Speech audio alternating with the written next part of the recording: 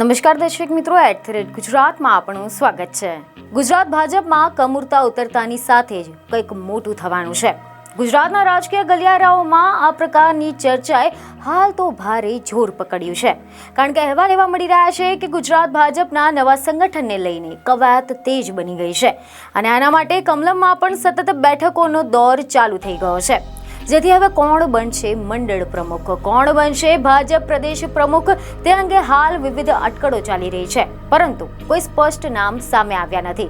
ત્યારે હવે આ બધાની વચ્ચે મોટી ખબર સામે આવી છે કે કમુરતા ઉતર્યા બાદ એટલે કે 15 જાન્યુઆરી બાદ દિલ્હીથી પ્રદેશ ભાજપના નવા અધ્યક્ષની પસંદગી પ્રક્રિયા માટે નિરીક્ષકોની ટીમ ગુજરાત આવશે।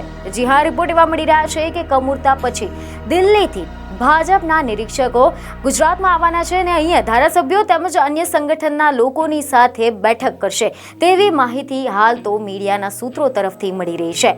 કમુરતા બાદ જાન્યુઆરીના બીજા સપ્તાહમાં આ નિરીક્ષકો ગુજરાત આવી શકે છે અને વોર્ડ તેમજ મંડળના પ્રમુખોની વરણીની જે પ્રક્રિયા છે તે પ્રક્રિયા શરૂ થવાની પણ શક્યતાઓ સેવાઈ રહી છે। જાન્યુઆરીના અંતમાં પાટીલને જવાબદારીમાંથી મુક્તિ મળે તેવી તો હાલ લોક ચર્ચાએ નેતાઓના મુખે થઈ રહી છે।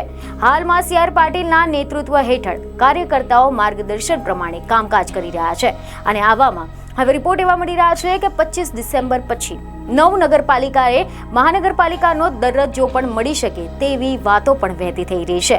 વર્તમાનમાં 33 જિલ્લા 8 મહાનગરો મળીને કુલ 41 સંગઠનો છે, તો વધુ 9 જિલ્લામાં મહાનગર જિલ્લામાં નવું સંગઠન બને અને જાન્યુઆરીના પહેલા સપ્તાહમાં 50% સંગઠનની રચના થઈ શકે તેવી શક્યતા છે અને ત્યારબાદ 17 મહાનગરો 33 જિલ્લાના પ્રમુખોનો લક્ષ્યાંક અને 50% સંગઠનની રચના કરવાનો લક્ષ્યાંક આપવામાં આવ્યો છે અને આ ટાઈમલાઈનના આધારે જાન્યુઆરીના બીજા સપ્તાહથી પ્રદેશ પ્રમુખની નિયુક્તિ કરવા માટે દિલ્હીથી નિરીક્ષકોની ટીમ આવશે અને બાદમાં નવા પ્રમુખની વરણી થશે।